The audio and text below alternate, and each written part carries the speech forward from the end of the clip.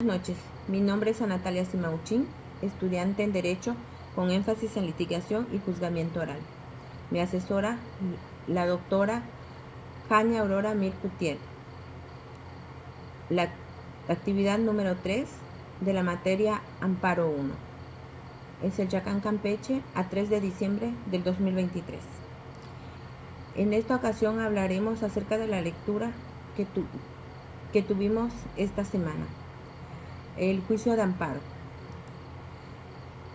El juicio de amparo es un recurso legal y medio de defensa en contra de toda norma general, actos u omisiones de autoridad, acto reclamado. En la hipótesis prevista en el artículo 103 constitucional y que se considere violatorio de sus derechos humanos y sus garantías reconocidos en la Constitución o tratados internacionales. Su objeto es la declaración de la constitucionalidad del acto que se impugna, invalidándose o nulificándose en relación con el agravio y restituyéndolo en el pleno goce de sus derechos. De las bases del mismo se regulan en el artículo 103 de la Constitución. Relativo al tema de esta semana, el amparo directo es un recurso extraordinario. Compete conocer a los tribunales colegiados de circuito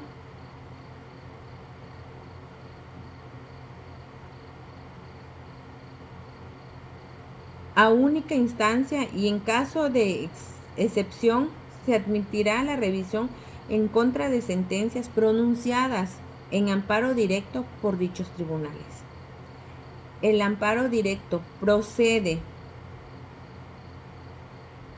número 1, contra la sentencia definitivas, laudos y resoluciones que pongan fin al juicio dictadas por tribunales judiciales, administrativos, agrarios o del trabajo, ya sea que la violación se cometa en ellos o sea cometida durante el procedimiento y de esta manera afecte las defensas del quejoso trascendiendo al resultado del fallo.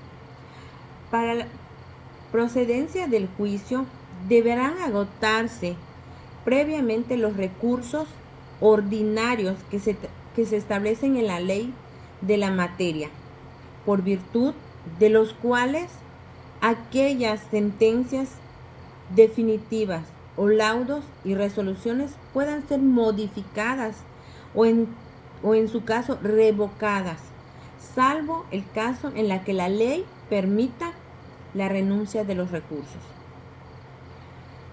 Número 2. Contra las sentencias definitivas y resoluciones que pongan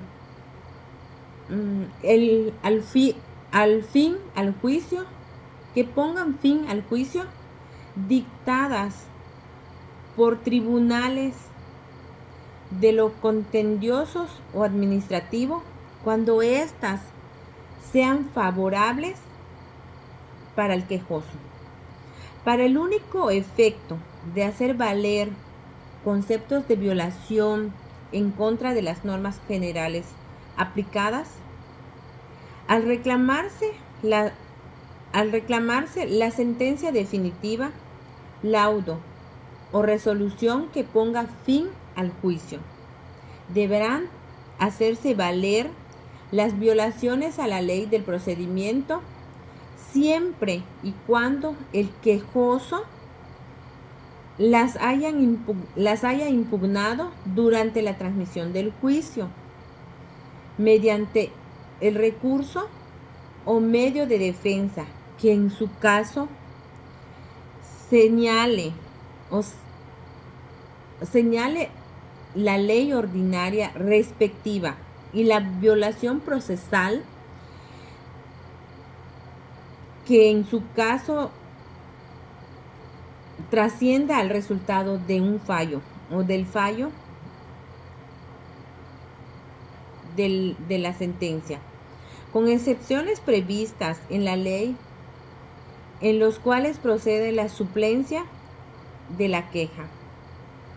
En la demanda de amparo principal y en su caso en la adhesiva al quejoso, deberá hacer valer todas las violaciones procesales que estime se cometieron. Las que no se hagan valer se tendrán por consentidas. De esta manera, asimismo, precisará la forma en que trascendieron en su prejuicio al resultado del fallo.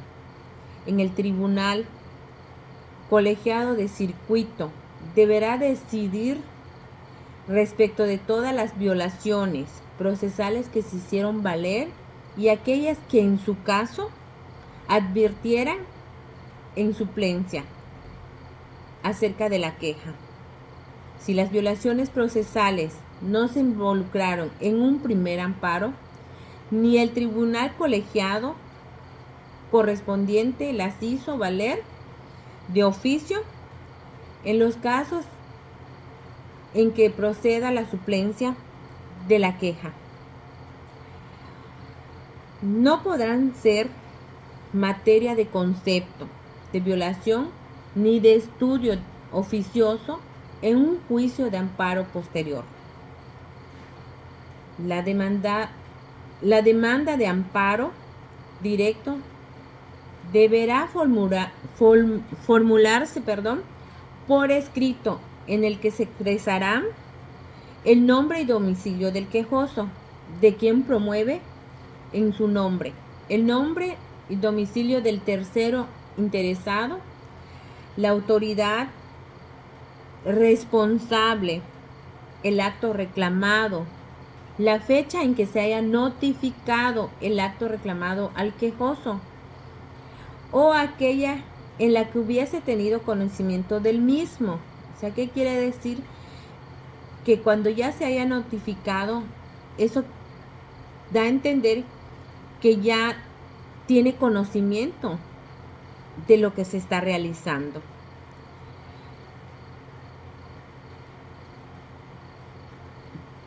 Los preceptos que conformen la fracción 1 del artículo 1 de la Ley de Amparo contenga los derechos humanos cuya violación se reclame y los conceptos de violación. La demanda de amparo deberá presentarse por conducto de la autoridad responsable con copia para cada una de las partes. La presentación de la demanda ante la autoridad distinta de la responsable no interrumpe los plazos señalados que para su promoción establece la Ley de Amparo.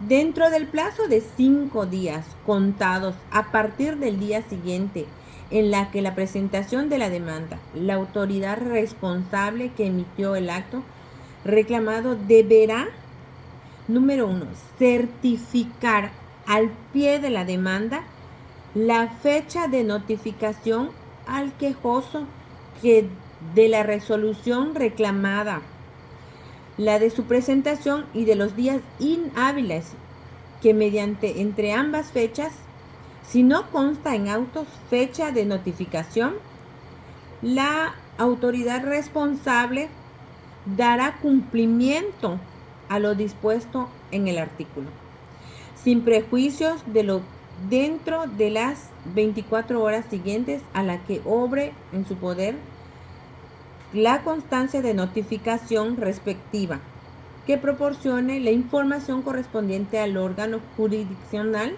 competente. Número 2.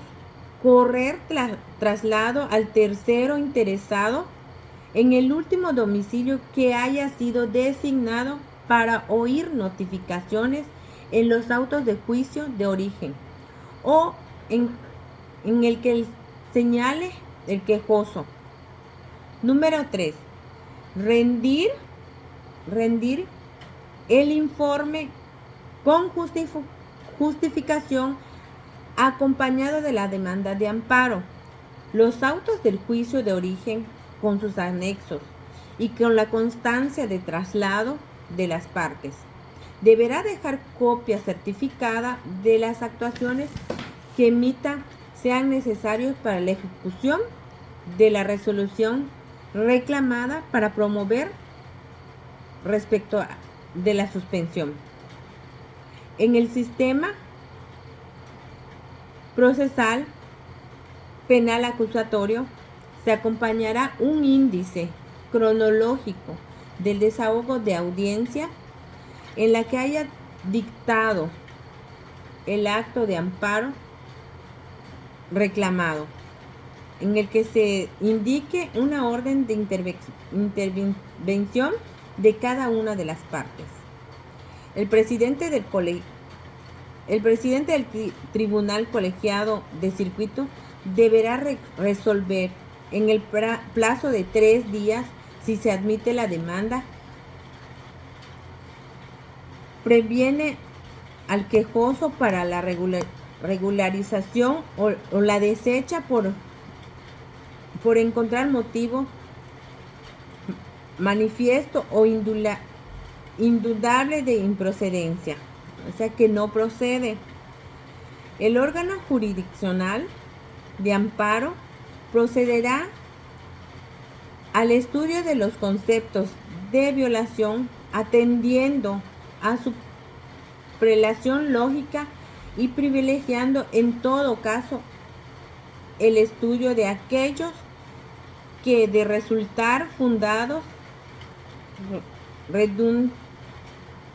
redunden en el mayor beneficio para el quejoso.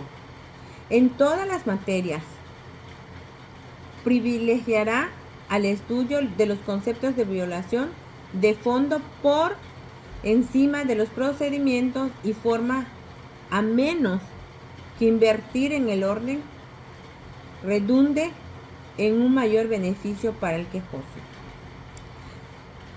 En los asuntos del orden, cuando se desprendan violaciones de fondo de las cuales pudiera derivarse la extinción de las acciones persecutoria o de la inocencia del quejoso, se le dará preferencia al estudio de aquellas